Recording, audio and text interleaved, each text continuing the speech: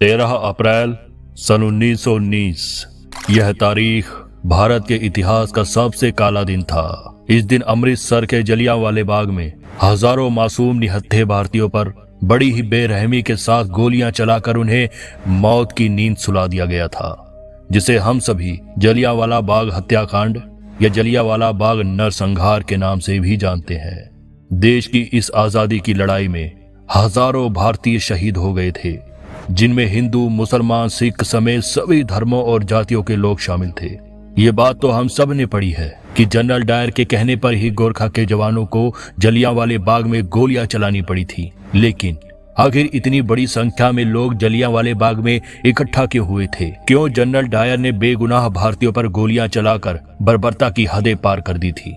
और बाद में शहीद आजम ऊधम सिंह ने जनरल डायर को मारकर जलियांवाला बाग हत्याकांड का बदला भी लिया था। लेकिन जिस व्यक्ति को ऊधम सिंह ने मारा था, असल में तो वह व्यक्ति था ही नहीं जिसने जलियांवाले बाग में गोली चलाने का आदेश दिया था। तो फिर ऊधम सिंह ने किसे मौत के घाट उतारा था?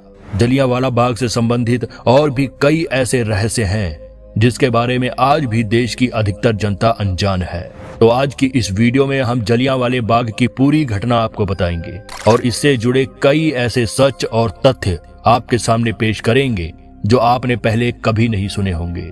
घटना की शुरुआत 10 अप्रैल को होती है, जब रोलेट एक्ट का उल्लंघन करने पर सैफुद्दीन किरजू और डॉक्टर सत्यपाल को ब्रिटिश अधिकारी द्वारा गिरफ्तार कर लेते हैं। असल में उस समय पूरे देश में रोलेट एक्ट का कानून पास कर दिया जाता है, जिसके तहत ब्रिटिशियर्स किसी भी भारतीय पर बिना मुकदमा चलाए उसे जेल में बंद कर सकती थी। उस कानून को इतिहास में काला कानून भी कहा जाता है, जिसका विरोध महात्मा गांधी ने भी जमकर किया था। सैफुद्दीन और सत्यपाल की गिरफ्तारी के बाद पंजाब के लोगों में जबरदस्त आक्रोश था, जिसके चलते इन लोगों ने मिलकर 13 अप्रैल को बैसाखी के अवसर पर जलियांवाले बाग में एक जनसभा का आयोजन करने का फैसला किया। ये बात जब ब्रिगेडियर जनरल रेजिनाल्ड डायर को पता चली तो उन्होंने अतिरिक्त सैन्य टुकड़ी पहले ही बुला ली और 12 अप्रैल तक वे पूरी तरह से चौकन्ना हो गए। 13 अप्रैल की सुबह सभी अपने परिवारों और दोस्तों से मिलकर बैसाखी का जश्न मना रहे थे। गोल्डन टेम्पल के दर्शन करने के बाद हजारों की संख्या में लोग जलियांवाले बाग में इकट्ठा हो गए। देखते ही देखते लगभग 25,000 लोगों की भीड़ इकट्ठा हो गई। इतने में ही जनरल डायर अपने जवानों के साथ वहां पहुंचते हैं। जलियांवाले बाग के अंदर और बाहर जाने का सिर्फ एक ही रास्ता होता है, जिसे जनरल डायर तोप लगाकर बंद कर देते हैं। इसके बाद बाग में घुसते ही वे सिर्फ एक ही शब्द बोलते हैं, फायर। जनरल के आदेश मिलते ही जवानों ने फायरिंग शुरू कर दी। 50 राइफल और 40 खुखरी के साथ जनरल डायर जलियांवाला बाग पहुंचा था, जिससे साफ था कि वह नरसंहार करने के उद्देश्य से ही वहां आया था। बर्बरता की सारी हदें लांघकर जनरल डायर ने जलियांवाले बाग में मौत का वो तांडव मचाया कि इस घटना से हर भारतीय आक्रोश और बदले की भावना से भर उठा। केवल 10 मिनट के अंदर ही जवानों ने 1650 राउंड फायरिंग की। लोगों को अपनी जान बचाने का मौका तक नहीं मिला। फायरिंग शुरू होते ही चारों तरफ अफरा तफरी मच गई। बच्चे, बूढ़े, महिलाएं, जवान, हर कोई चीख रहा था। हर कोई अपनी जान बचाने के लिए इधर उधर भाग रहा था। लेकिन जनरल डायर की ओर से कोई फायरिंग नहीं रुक रही थी। सिर्फ बंदूक में गोली लोड करने के दौरान ही फायरिंग रुकती थी। कुछ लोगों ने बाग में मौजूद कुएं में कूदकर अपनी जान बचानी चाहिए, तो वहीं कुछ लोगों ने दीवार फांदकर भाग निकलने की कोशिश की। लेकिन डायर के जवानों ने सभी को गोलियों से भून दिया। आज भी जलियांवाले बाग के उन दीवारों पर गोलियों के निशान है। जिस कुएं में लोग जान बचाने के लिए कूदे थे, उससे 120 लाशें बरामद की गई थी। वह कुआं इतने लोगों की लाशों से निकलते खून से पूरी तरह लाल हो गया था, जिसे आज खूनी कुआं के नाम से जाना जाता है। खूबसूरत बाग में हर जगह सिर्फ खून के धब्बे नजर आ रहे थे। 10 मिनट फायरिंग के बाद जनरल डायर हंसता हुआ वहां से बाहर निकला। अमृतसर की सड़कों पर जो भी भारतीय उसे नजर आया, उस पर भी गोलियां चलाकर उसे मार डाला गया और अपनी तोप के पीछे रस्सी बांधकर उसे घसीट कर ले गया। ब्रिटिश सरकार के आंकड़ों के मुताबिक इस नरसंहार में 379 लोगों की मौत हुई थी, लेकिन असल आंकड़ा इससे कहीं ज्यादा है।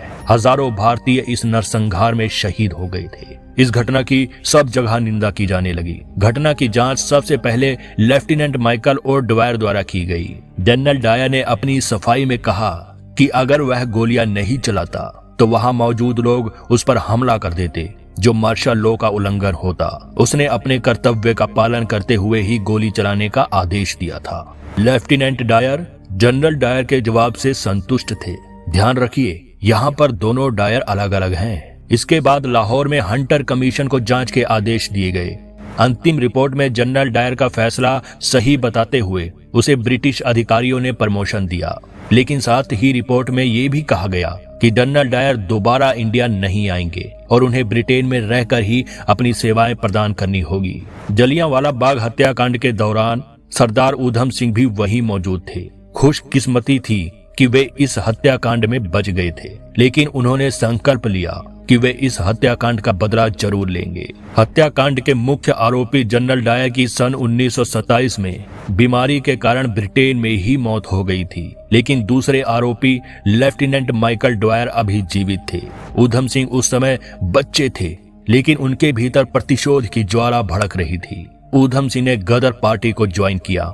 वे एक गरीब परिवार से ताल्लुक रखते थे, जिनके सिर पर से माता पिता का साया भी बहुत जल्दी उठ गया था। जब उन्हें पता चला कि माइकल डवायर लंदन में हैं, तब वे लंदन जाने के लिए पैसे जुटाने लगे। उन्होंने बढ़ई का काम सीखा और फिर अमेरिका गए। अमेरिका के रास्ते से वे लंदन पहुंचे, जहां उन्होंने होटल में काम किया, जिससे वे पिस्तौल खरीद सके। इन सब काम में ऊधम सिंह को 21 साल का वक्त लग गया। सन 1940 में लंदन के कैक्सटन हॉल में ईस्ट इंडिया एसोसिएशन और रॉयल सेंट्रल एशियन सोसाइटी की मीटिंग होनी थी, जिसमें माइकल और डवायर भी आए हुए थे। ऊधम सिंह एक पुस्तक के अंदर बंदूक की आकृति के पेज काटकर उसी में बंदूक छिपा कर ले गए थे, और जैसे ही माइकल डवायर स्टेज पर आए, ऊधम सिंह ने 3 गोलियां उन पर चला दी। इसके बाद वे वहां से भागे नहीं, बल्कि खुद को सरेंडर कर दिया। ऊधम सिंह ने कहा कि 21 साल बाद जलियांवाला बाग नरसंहार का बदला लिया है और उनका संकल्प पूरा हुआ। हालांकि इसके बाद 31 जुलाई 1940 को उन्हें फांसी दे दी गई। लेकिन यहाँ पर यह बात ध्यान में रखने वाली है कि दोनों जनरल डायर और लेफ्टिनेंट डवायर अलग अलग शख्स थे। दोनों का ही ताल्लुक जलियांवाला बाग हत्याकांड से था, इसलिए लोग उन्हें एक ही शख्स समझ लेते हैं। आज भी इतिहास के पन्नों में सरदार ऊधम सिंह का नाम स्वर्णिम अक्षरों से अंकित है। जलियांवाला बाग के सभी शहीदों और क्रांतिकारियों को हम शत शत नमन करते हैं। तो दोस्तों, ये थी जलियांवाला बाग हत्याकांड की पूरी सच्चाई। उम्मीद करते हैं आपको वीडियो पसंद आई होगी। इसी तरह की रोचक वीडियोस देखते रहने के लिए हमारे चैनल को सब्सक्राइब करें और बेल आइकन पर क्लिक कर दें। आज के लिए इतना ही। आपसे फिर मिलेंगे एक नई वीडियो और ढेर सारी रोचक जानकारियों के साथ।